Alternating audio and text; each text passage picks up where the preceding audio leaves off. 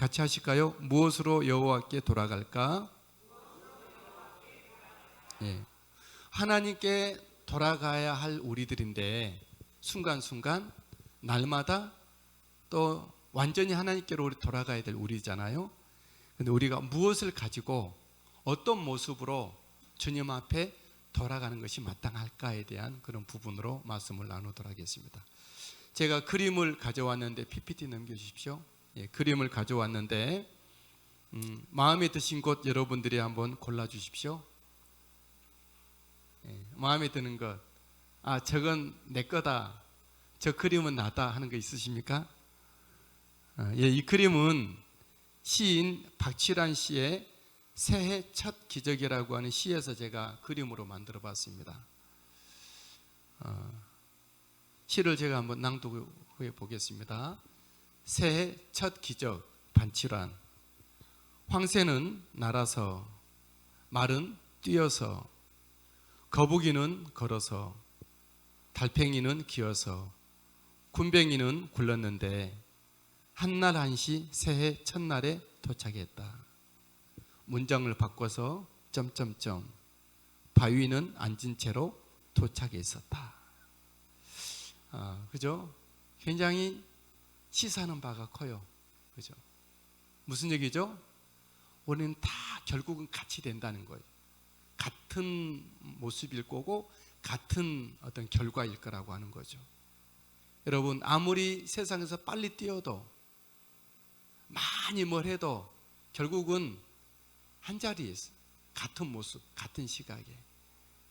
그러니까 세상에서는 모두가 다 성공자인 거고 모두가 다 성공자가 아닙니다. 세상에 성공했다는 사람 아무도 없고 실패했다는 사람 아무도 없습니다. 공평하신 하나님이 뛰어난 사람도 똑같은 모습이고 또 작은 사람이라 할지라도 같은 자리에 같이 똑같은 은혜와 똑같은 복과 똑같은 생명과 똑같은 구원과 똑같은 하나님의 은혜 품 안에 있게 되는 것이죠. 성경에도 이렇게 말씀합니다. 출애굽기에 보면은 많이 거둔 자도, 자막 넘겨주십시오. 보시고, 많이 거둔 자도 남음이 없고 적게 거둔 자도 부족함이 없이 각 사람은 먹을 만큼만 거두었더라. 우리가 많이 한다 해도 내끼 먹는 사람 없어. 물론 내끼 먹는 사람 있지만 그죠? 아무리 부자도 100년 살기 힘들어요. 아무리 예쁘고 멋있어도 50세 되면 다 똑같이 돼요. 많이 배운 자나 적게 배운 자나.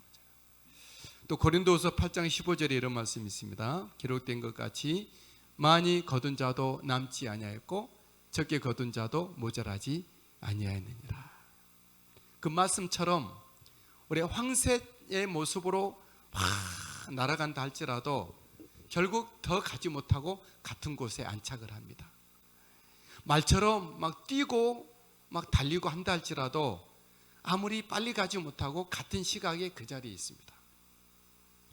거북이 걸음으로 걸어간다 할지라도 같은 시각, 같은 장소에 같이 어우러지게 될 것이에요. 달팽이처럼 기어가고 군뱅이처럼 구른다 할지라도 결국은 결과가 똑같다고 하는 거죠. 바위는 조금 움직이지 못하죠. 근데 보니 바위는 그곳에 먼저 도착해 와 있는 거죠.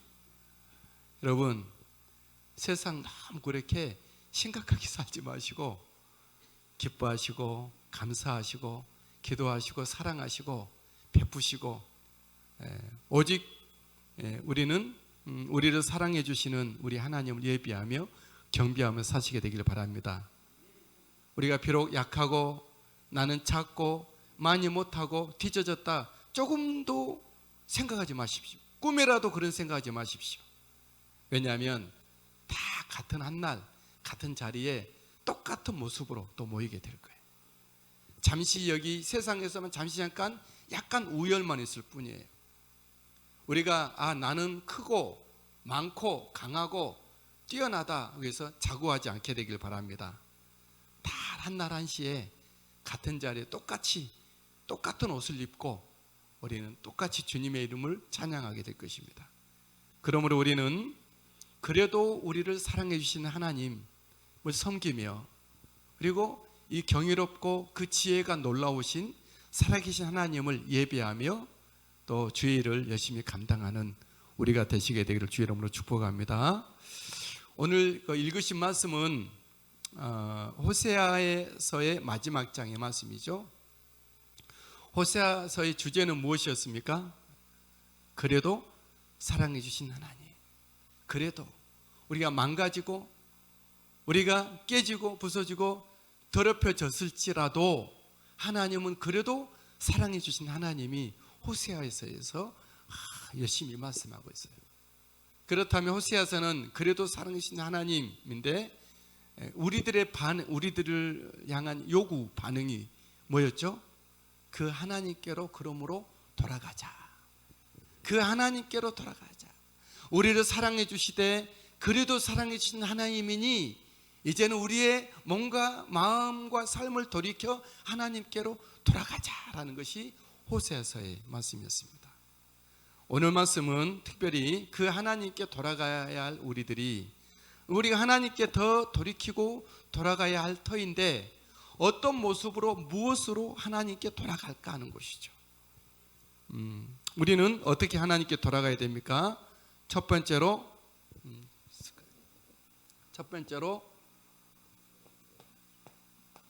나의 하나님께 돌아가시다. 나의 하나님께로. 같이 읽으시겠습니다. 시작. 나의 하나님께로. 돌아간다고 한다면 다른 데 가지 마시고 나의 하나님께로 돌아오라. 그런 말씀입니다. 1절 말씀입니다. 시작. 이스라엘아 내 하나님 여호와께로 돌아오라. 내 여호와께로 돌아.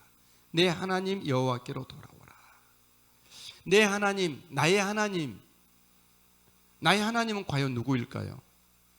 사람마다 나름대로 각자 나의 하나님이 다 있습니다. 오는 사람이 없죠. 어떤 사람은 숙명, 정해진 운명을 하나님이라고 말하진 않지만 하나님 삼고 살아가는 사람들이 있어요. 손금, 궁합, 음양의 이치 같은 것에 인생을 맞춥니다. 그렇죠? 어떤 사람들은 미신을 하나님이라고 말하진 않지만 하나님으로 삼고 그렇게 살아가는 사람들이 있어요. 자연물과 이치에 신기가 있다고 여겨서 거기에다 자신의 미래를 맡기는 사람들이 있잖아요. 그렇죠? 그 사람들에겐 그것이 자기 하나님인 거예요. 어떤 사람은 자기 자신을 나는 하나님이라고 말을 하지 않지만 하나님처럼 여기면서 사는 사람들이 있습니다. 자기의 힘과 노력, 자기의 능력과 성과에 만족을 하면서 그렇게 자기 인생을 그렇게 걸고 삽니다. 물론 얼마 가지는 못하지만 다 이렇게 굴복하게 돼 있지만 그런 사람들이 있어요.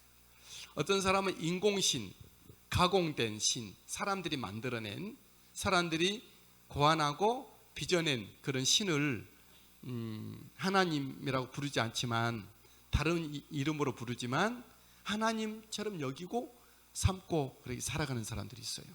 신상을 세우고 교리를 정하고 또 가르치고 발전시키고 종교라고 하는 테두리 속에 그런 것들이 많이 있는 것이죠. 거기에다가 읍소합니다. 날 좀 도와달라고, 내 어떤 삶을 좀 바꿔달라고 그렇게 하고 있죠. 그러나 저 여러분들은 나의 하나님이, 그 모든 것들이 나의 하나님이 아니라 성경에서 말씀하시고 성경에서 계시하신 하나님이 나의 하나님인 줄 믿습니다. 할렐루야. 성경에서 말씀하시고 성경에서 드러내신 하나님이 나의 하나님인 줄 믿습니다. 성경에서 말씀해 오시고 계시하신 나의 하나님은 어떤 하나님일까요? 그 하나님은 나와 우주를 만드신 창조주 하나님이십니다. 그 하나님 어떤 하나님이시죠? 어둠과 사망의 권세에서 영멸에서 나를 건져주신 구원의 하나님이십니다. 그 하나님은 어떤 하나님이십니까? 우리가 이처럼 난처한 일을 당하고 내 힘이 약할 때 어찌할 수 없을 때 나를 도와주시는 능력의 하나님이십니다. 우리 열심히 성실히 믿음으로 주어진 곳에서 주어진 일을 성공시키면서 주의 이름으로 살아갈 때에 마지막 그날에 나를 향해서 칭찬하시고 상을 주실 보좌에 앉으신 그 심판의 결산의 하나님이 나의 하나님인 줄 믿습니다. 여러분, 창조주 하나님이, 나를 지신 하나님이 나의 하나님이 되셨습니까? 나를 죽음에서 건져내신 구원의 하나님이, 구원의 십자가 예수 그리스도가 나의 하나님이 되셨습니까? 나의 힘도 있지만 나의 힘 이상으로 나를 도와주시고 나를 더 좋게 하시고 나를 세워가실 그 성령님이, 내 안에 내주하신 성령님이 나의 하나님이 되셨습니까? 나의 모든 삶을 판단하시고 나의 삶에 대해서 계산하시고 나로 하여금 칭찬받게 하시며 상을 주실 하나님, 보좌에 앉으신 우리 하나님이 나의 하나님이 되셨습니까? 그런 하나님께 감사하며 그 하나님께로 돌아서는 우리가 되시기를 주 이름으로 축복합니다. 그 하나님이 나의 하나님이 되셔야 돼요. 내 눈으로는 확인하지 못하고 내 생각으로는 주님과 교제하지 못할지라도 성경에서 보여주시고 나타내 주시고 말씀하고 계시고 열렬히 지금도 나에게 증거하고 계시는 그 하나님이 나의 하나님이 되실 수 있게 되길 주로 축복하고 그 하나님께로 돌아갈 수 있게 되길 바랍니다. 날 구원하신 주 감사.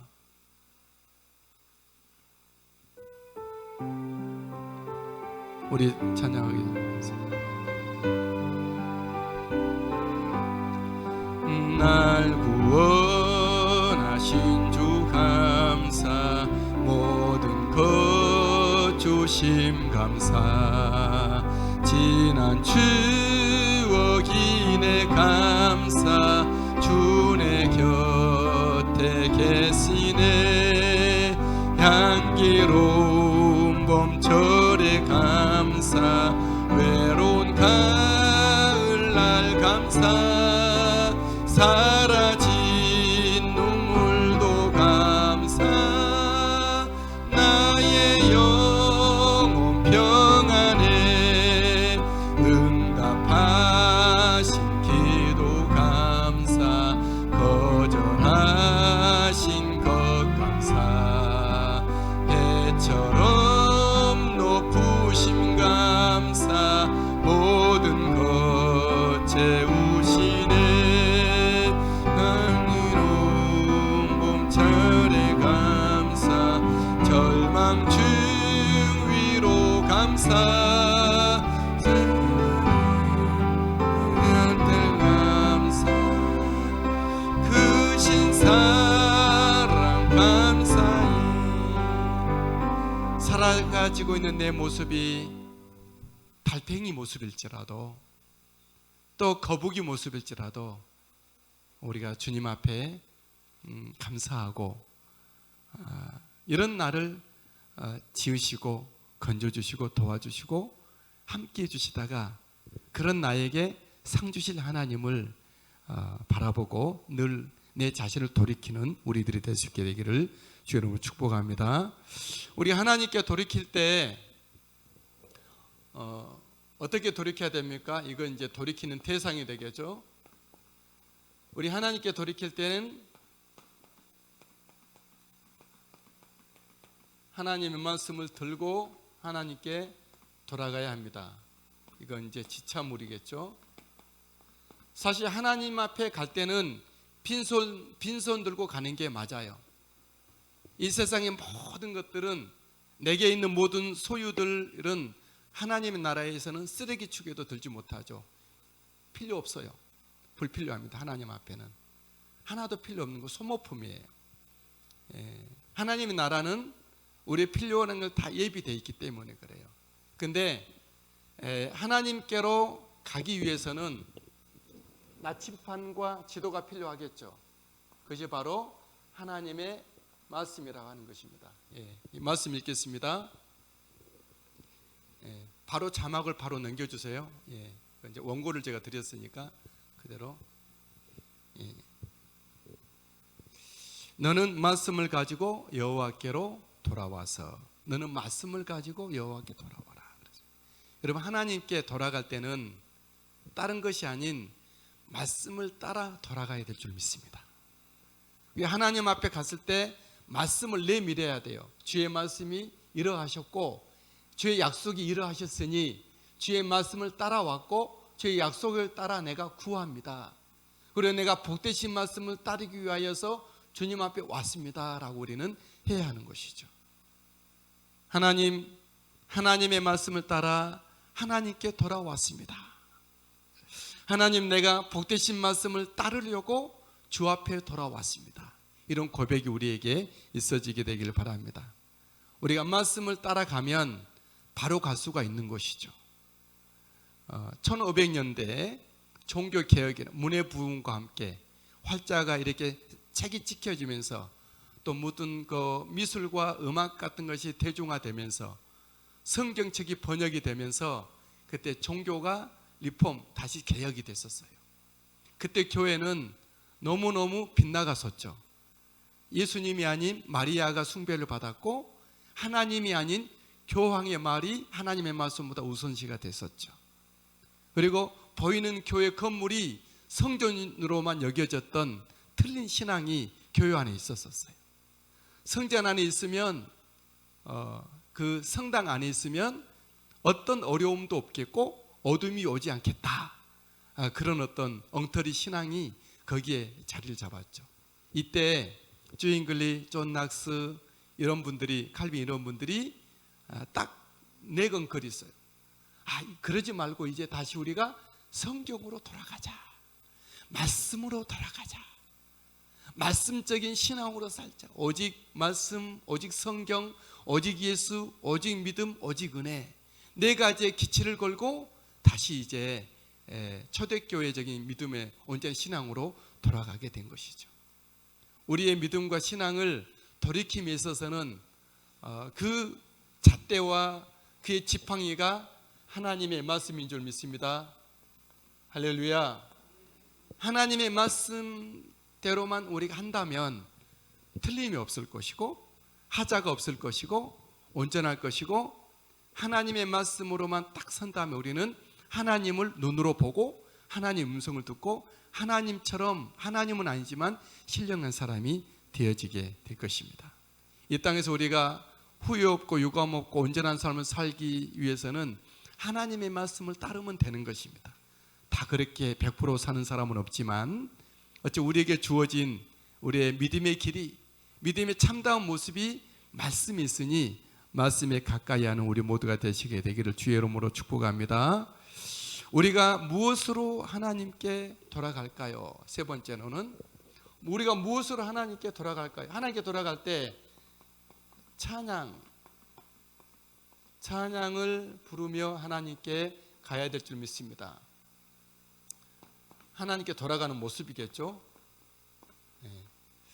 우리가 찬양을 우리 따라서 하실까요? 찬양으로 하나님께 나아갑니다. 2절 말씀에서 계속 보면 봅니다. 시작. 수송아지 대신 입술의 열매를 드리리이다. 구약교회에서는 하나님 앞에 최고의 예물이 수송아지였었어요. 수송아지는 오늘날에도 비싸잖아요. 얼마쯤 합니까? 오늘 우리 김석 권사님이 못 나오셨는데 250만 원? 300만 원? 야, 우리가 몸값 정해주면 그것이 몸값이 되겠죠. 250만 원 정도 할 거예요. 송아지. 적은 게 아니죠. 근데 구약 성경은 말씀하시기를 수송아지 한 마리와 찬양 한 곡과 비중이 같다고 말씀하세요. 하나님은 수송아지 하나를 드린 것만큼 찬양을 흠량하시고 기뻐하시고 좋아하신다는 거죠. 근데 이때 찬양은 노래가 아닙니다. 노래는 사람들을 들으라고 부른 것이 노래고, 찬양은 악기 없어도 곡조가 틀려도 하나님께 드리는 것이 찬양입니다. 교회에서는 노래는 사라지고 찬양이 더욱더 많아지고 강화될 수 있게 되기를 바랍니다. 특히 저같이 찬양을 하거나 찬양 인도하는 사람들은 정말 주님 앞에 완전한 제사장이 되기 위해서 자기의 신앙과 신앙의 모습들을 깨끗하고 완전하게 나아가야 되는 것이죠. 또 앞에 쓴 사람뿐이 아니고 여러분들도 찬양의 사람, 하나님께 돌아가기 위해서는 찬양을 해야 되잖아요. 찬양하셨잖아요. 주님 앞에 온전한 믿음으로 서시게 되기를 주의 이름으로 축복합니다. 찬양은 참으로 신비롭고 놀라운 것이 찬양입니다. 찬양은 예배 드릴 때 순서 그 이상입니다. 찬양은 언제나 어디서나 누구에게나 허락이 된 것이고, 찬양 자체가 생생한 예배 자체이기도 합니다. 예배란 순서를 정하고 주기도문 끝나 축도 끝 이것이 예배지만, 찬양 한 곡만 해도 그것이 완전한 예배라고 하는 거죠. 수송아지 가치가 있다고 하는 거죠. 찬양은 무엇입니까? 찬양 속에 나의 고백이 들어있고, 찬양 속에 나의 믿음의 신앙의 거룩한 단계가 있는 것이고, 찬양이란 하나님을 높이 높이 경배하는 것이고, 찬양이란 하나님 앞에 거룩한 회심과 결단이 함께 있는 것이 찬양이죠. 물론 찬양을 통해서 하나님의 메시지가 우리에게 전달되는 것도 사실이고, 하나님과 뜨거운 만남이 찬양 속에 이루어지기 시작해요. 찬양은 놀라운 능력과 기적을 나타내는데, 찬양하다가 위로받고 우리가 찬양하다가 질병이 낫기도 해요. 저 같은 경우는 특별히 찬양하다가 제가 굉장히 좋아진 케이스이기도 합니다. 언어라든가 생각이라든가 내 결심이 찬양 속에서 많이 이루어져 왔다는 것을 여러분들 고백이 오잖아요. 찬양하다가 바울과 실라가 옥문이 열리기도 하고, 찬양하다가 하나님의 거룩한 천사들이 와서 함께 동행하기도 하고, 찬양이란 우리로 하여금 하나님의 사람 더 되게 하고 하나님의 나라의 현장이 되기도 하는 것이죠. 예수님이 이 땅에 임하셨을 때, 출애하셨을 때 천사들이 창화하여 가로되 지극히 높은 곳에는 하나님께 영광이고 이 땅에는 기뻐하심을 입은 자들 중에 평화로다. 하나님 앞에 거룩한 찬송과 함께 예수님이 오셨다고 하는 거죠. 예수님 재림의 모습도 바로 나팔소리와, 나팔소리는 무엇을 말할까요? 나팔소리 진짜 빠바바밤, 물론 어떤 일이 벌어지는 어떤 계시하는, 또 축하하는 것도 되지만 찬양이기도 해요. 찬양은 우리가 함부로 하거나 또 무시하지 않아야 될 찬양입니다. 하나님께 나갈 때 무엇을 들고 나갈까요? 찬양을 들고 나가시는데, 찬양을 기뻐하시고 즐겨하시고 찬양을 우리가 잘 활용하고 주님 앞에 은혜 가운데 있게 되기를 주의 이름으로 축복합니다. 우리가 어떻게 하나님께 돌아갑니까? 어떻게 하나님께 돌아가죠? 긍휼의 하나님,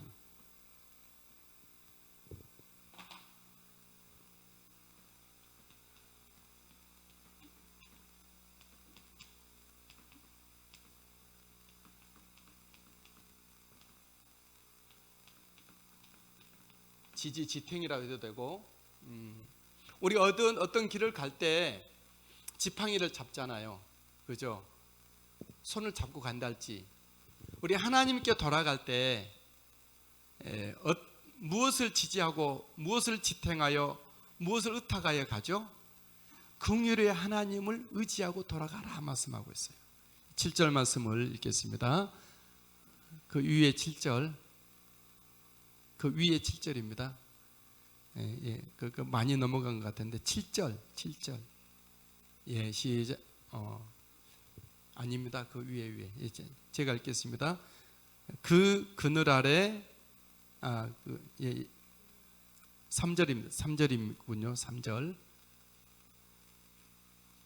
예, 3절 다 같이 읽겠습니다. 시작. 우리가 아수르의 구원을 의지하지 아니하며 말을 타지 아니하며 다시는 우리의 손으로 만든 것을 향하여 너희는 우리의 신이라 하지 아니하오리니 이는 고아가 주로 말미암아 긍휼을 얻음이니이다 알지니라. 무슨 말이죠? 우리는 이제 아수르의 구원을 의지하지 않겠습니다.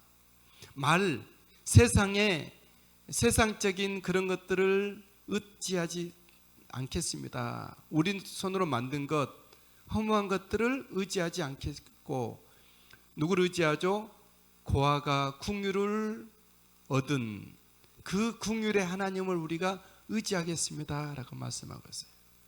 여러분, 우리가 하나님께 돌아갈 때 날선 하나님이 아니라 너무 빛나는 하나님이 아니라, 막 말씀하시는 하나님이 아니라 우리를 불쌍히 여기시고 사랑해 주시고 얼마든지 용납해 주시는 긍휼의 하나님, 그 하나님을 의지하면서 나갈 수 있게 되길 바랍니다. 우리가 긍휼의 하나님을 의지를 하면, 하나님의 긍휼의 하나님 의지하고 나가면은 하나님은 우리를 더 깊이 만나 주십니다. 우리가 긍휼의 하나님을 의지하게 될 때에 우리는 겸손해지고 하나님은 드러나시게 되죠. 우리가 긍휼의 하나님을 의지할 때 우리는 더 새로워지고 하나님은 영광됩니다. 우리가 긍휼의 하나님을 의지하게 될 때에 모든 비슷한 사람들이 하나님을 봅니다. 우리가 긍휼의 하나님을 의지하게 될 때에 하나님 우리의 삶 가운데 오셔서 행하시죠. 이것저것 고장난 부분들, 힘든 부분들, 연약해진 부분들을 주님께서 고치시고, 너무 불필요한 부분들은 주님께서 쳐내시고 잘 우리를 만들어 가시는 분이 하나님. 긍휼의 하나님의 모습은 이런 모습일 것 같아요. 품에 안아주시는, 우리를 품에 안으시는. 품에 안으셨다는 것은 괜찮아, 너무 힘들지, 아프지, 너무 어려움이 많지, 마음이 분주하지, 그런 어떤 주님 품에 안긴다면 그러지 않겠습니까? 긍휼, 그리고 내가 너를 따뜻하고 정말 너를 꼭 정말 사랑으로 안아주고 너를 끝까지 지원하고 지지해 줄게, 격려할게. 이런 하나님이 긍휼의 하나님이에요.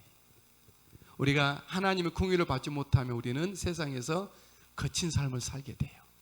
다투게 되고 사람들에게 큰 소리를 치게 되고 내 삶을 비관하게 돼요.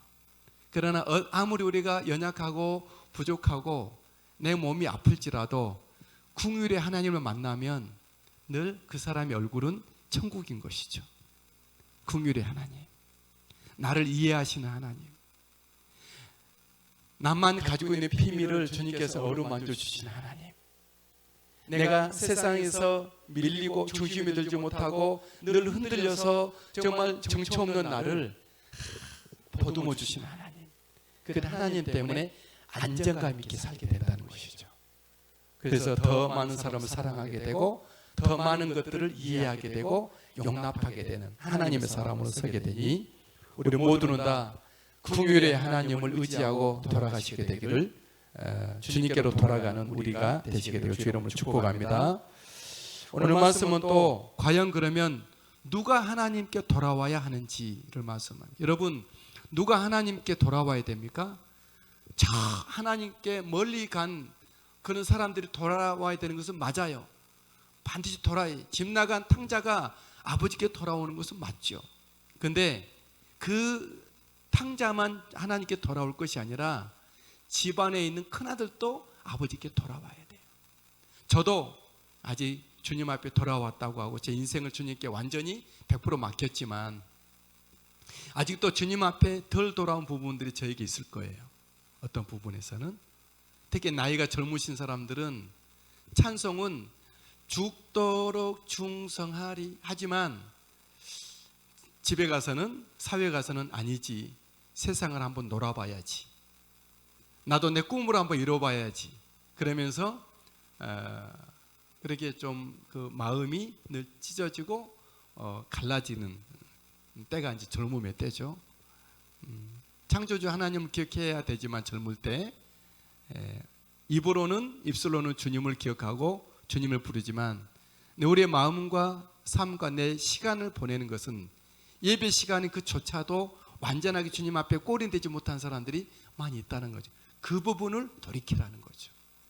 우리 몸은 교회에 와 있지만 마음은 콩밭에 있을 수도 있고, 우리 입술은 주님을 찬양하고 아멘하고 기도를 하고 주님 앞에 사랑을 말하지만 아직 내 마음의 세포는, 내 마음의 피는 아직도 세상적인 그런 어떤 DNA가 있어서 작용할 수가 있다라고 하는 것이죠.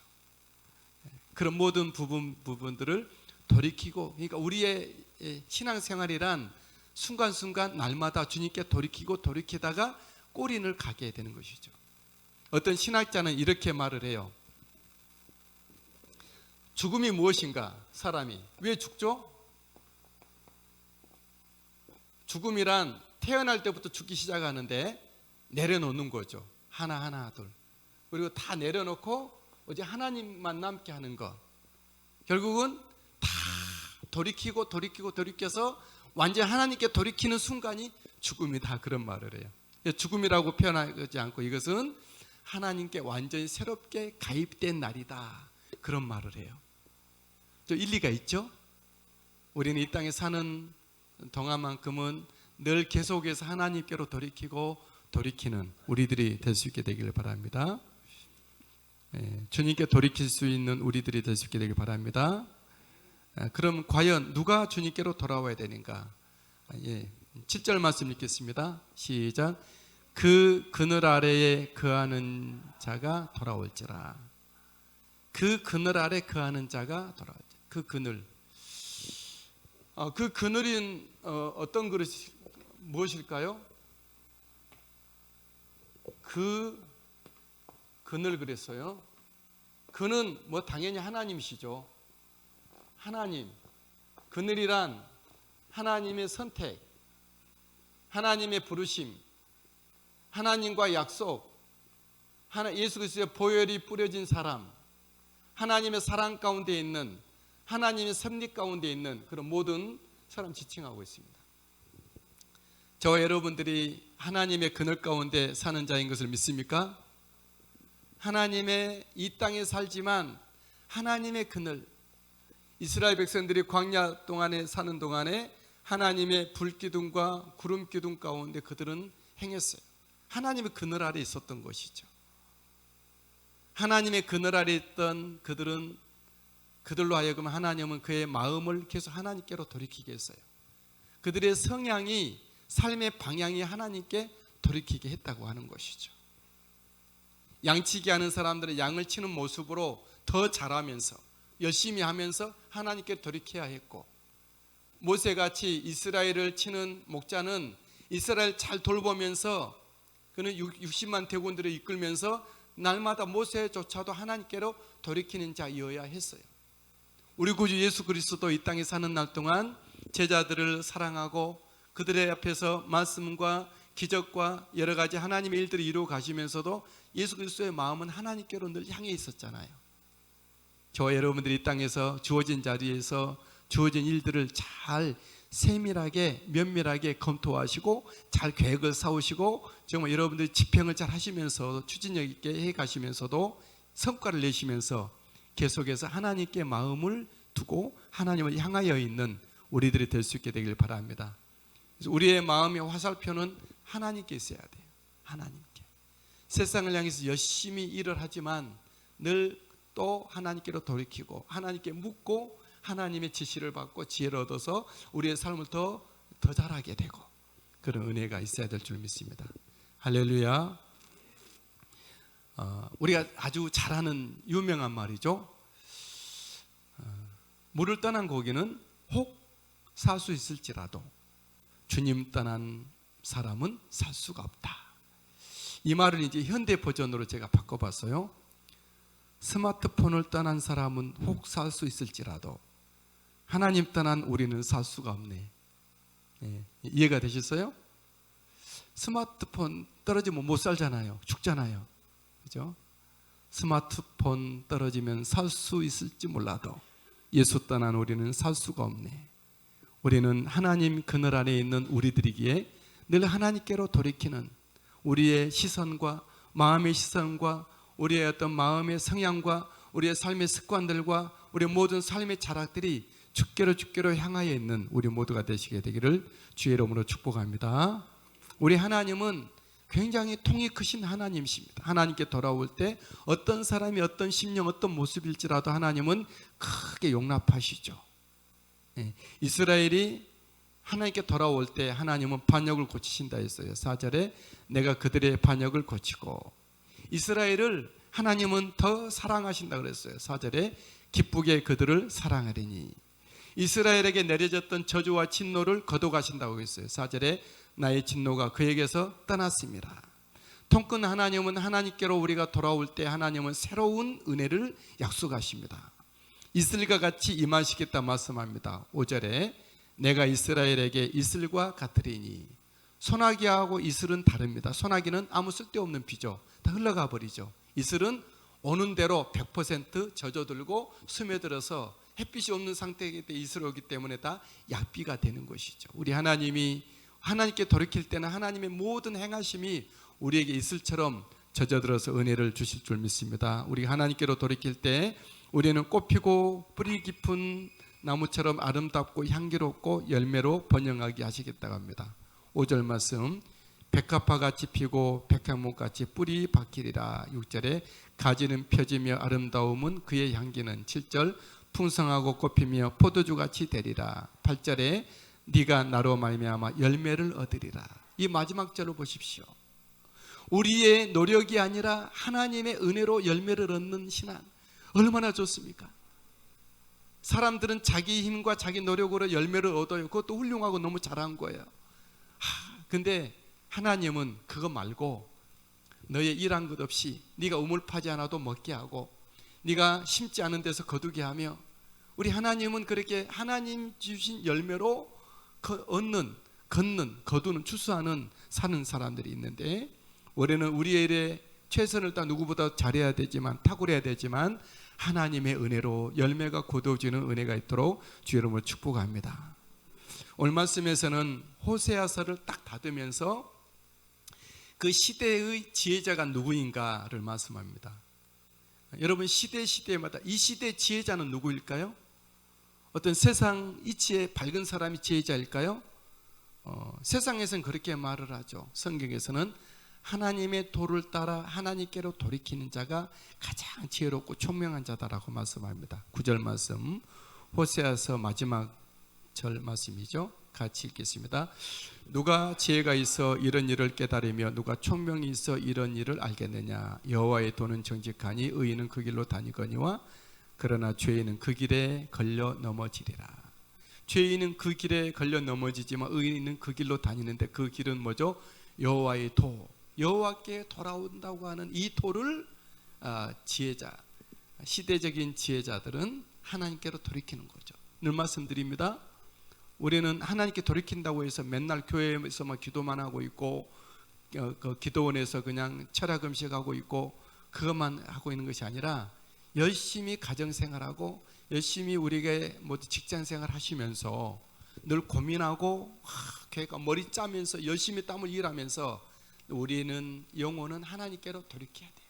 우리의 삶이 하나님께로 돌아가는 이 사람이 지혜로운 자이고 총명한 자다 말씀합니다. 우리 주님의 은혜가 있게 되길 주 이름으로 축복합니다. 주님, 여호와의 도를 따라 하나님께로 늘 돌이키는 지혜롭고 총명 있는 자가 되게 하여 주옵소서. 예수님의 이름으로 기도합니다. 아멘. 나의 하나님, 나의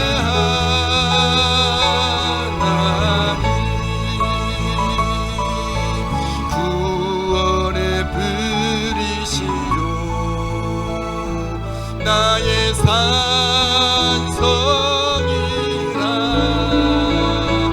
나의 하나님,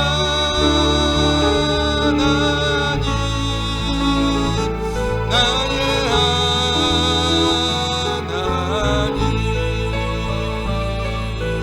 그는 나의 여호와, 나의 구세주, 생명이시여. 내가 주님을 찬양합니다. 내가 주님을 찬양합니다. 주는 나의 사랑이시며 나의 의지시라. 주는 나를 주의 길 인도하시며 나의 생의 목자된 내가 따르리라. 내가 따르리. 나의 하나님, 나의 하나님,